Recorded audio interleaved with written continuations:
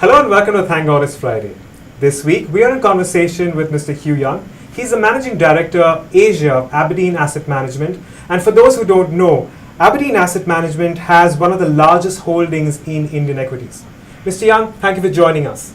Thank you. Mr. Young, I'm going to start off with the fact that Indian benchmark indices last week took over Japan's as the most expensive in terms of forward price to earnings ratio in Asian markets. Based on that, how are you reading these valuations, and are these valuations here to stay? Yes, you're quite right. It has been largely a revaluation, if you like, of India rather than strong earnings growth coming through just at the moment. And to be honest with you, for quite a while, so way back into last year and before, we found India to be one of the more expensive markets within the region. Of course, from our time horizons, which are long, so we're looking ahead 5-10 years, we think today's expensive stocks, of course, will appear irrelevant in a sense, because the growth potential is so large still looking ahead. But short term, I think it is a cause for concern.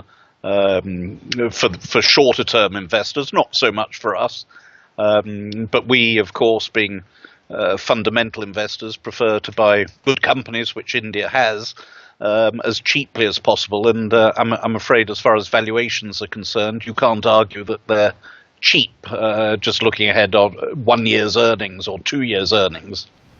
Okay, Mr. Young, so your funds also have held the likes of HDFC Bank, Kotak Mahindra Bank, as well as ICICI Bank for quite some time now. But what I've noticed is that there has been a little bit of reduction in ICICI Bank specifically.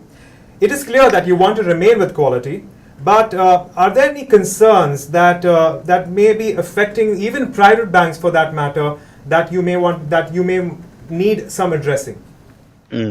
Well, probably of the banks you mentioned, HDFC, Kotak, and ICICI. ICICI is the weaker of the three. So where we've had outflows, we've probably taken money from ICICI and held on to our HDFC and Kotak, both of which are stronger fundamentally than ICICI, although of course we like all three, and in part the relative strengths are reflected in valuations, with HDFC and Kotak being more expensive in terms of price to book.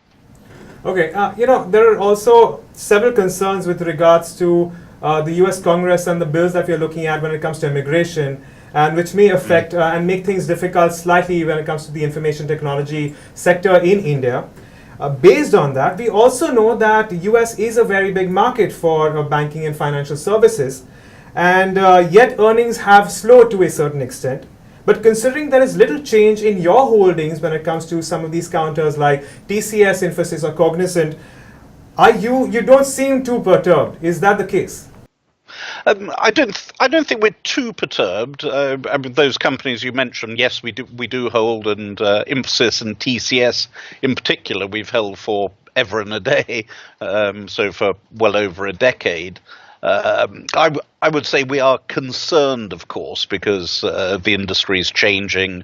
The dramatic growth that we saw 10, 20 years ago is certainly over. So the companies are maturing, the businesses are having to shift focus as well.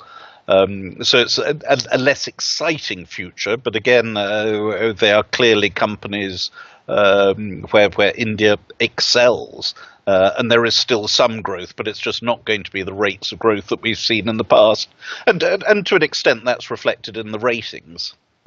We're also looking at large structural changes in India's telecommunications sector, because we have a new player coming in, is disrupting prices overall. We're also looking at a merger between two very large players like Idea and Vodafone India. And considering all these, and I understand that you hold Bharti Airtel as well as Infratel, at least one of your funds. My question then is, how would you read Reliance Jio's impact on the incumbent players, Does that mean that, for all those who are invested in some of these telecommunication companies, they will have to wait for a lot longer before they see substantial returns? And my second part of the question is, if your view is favorable towards the sector, would you considering buying into some other companies as well? Well, it's a sector we're relatively light in. We've held Bharti for quite a while, a small position in Bharti, and it's been a bumpy ride. Of course, with the price competition we're seeing from Reliance, that's made it very tough. And as you correctly say, it certainly had a damaging effect on short-term profitability. It's a powerful sector to be in, and we looked at it closely, and we expanded our holdings to Infratel a year or two ago, but it's not a sector we've got a massive weighting to. You also addressed the fact that Indian markets are a little expensive right now. Now, I'm going to come to the consumer companies like HUL and ITC. Once again, traditionally, they've always been trading at a premium to, a lot of the other sectors. When would you be really, really concerned about valuations? Because we all know that growth with respect to these companies hasn't been great. Of course, a lot of that has to do with the economy.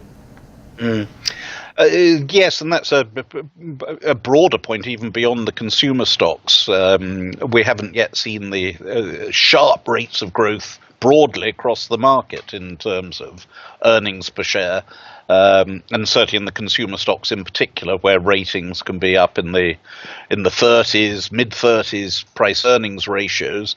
You need those earnings to come through to justify them. So although the portfolio that a Unilever has or an ITC has is very strong, so far the growth has not been coming through as strongly as we would like to see. So certainly there's a lot is in the price for future growth, where we still think that's possible, but again, you need to be patient investors, and we are certainly patient with our holding horizons. Yes, I noticed that you guys looking for longer term as compared to relatively shorter term horizons. Once again, what I noticed was an absence of a lot of material stocks and a lot of stocks that had to do, which were linked to oil. But we have seen a resurgence in several of these, stocks which are linked to the price of iron or zinc or aluminium. Would you consider venturing into some of these ideas? Typically, they're sectors we tend to avoid, being highly cyclical and commoditized, where we've had far more of our, if you like, cyclical exposure has been in the cement sectors, where we're fairly heavy. And again, for us, that's a longer term play on India's broad infrastructure spend. So I think those stocks you mentioned earlier will not really be for us. Okay. With the implementation of the goods and services tax out of the way, well, some believe that there won't be too many more reforms coming in India's way, at least for the next couple of years. Are you of the opinion? Do you believe that? And what reforms would you like to see in India going forward? Well, again, we want to see. Maybe it's not so much reforms as just business operating smoothly and efficiently, and India's certainly got a lot better, and GST was a big step in the right direction. I think it's all a matter of, in a sense, less regulation, or rather less red tape, making things simple, accessible. Whether it be bank accounts, whether it be various permits, etc. So not necessarily dramatic, big-scale reforms, but just the efficiency of the system, whether it be court systems, legislative, all sectors of government. All right, Mr. Young, I'm going to move on to my final question, and this has to do more with the way investments are done on a daily basis. Do you think models, and I'm talking about Excel sheet models, are sophisticated enough to leave out emotional pitfalls of humans? In investments, how much can numbers lie? And in that case, where does emotional intelligence come in? Well, I like to think there still is a bit of emotional intelligence, but numbers, of course, are extremely important, and they're an extremely important result. How much you can get from analysing today's numbers and predicting ahead is of course debatable. What makes a Microsoft a great success, what makes a Google a success, and other similar companies' failures. I still think you do need that fundamental analysis behind companies that looks at more than the numbers, that looks at the people, the cultures of companies. I think will make things more successful for long-term investment. Although, of course, you can equally just index everything and close your eyes and have done with it if you want an index-type performance. Right, and well, a final question, Mr. Young. We have a lot of, we address a lot of young viewers here. When you consider an investment, what are the 3 red flags that would make you sure that you absolutely need to avoid this particular idea? I think there are more than 3 red flags. One of the main things we look at from a numbers point is balance sheet. So big amounts of debt are a great concern to us. Of course, accounting policies, we need to go through those. And then governance. Governance is extremely important to us.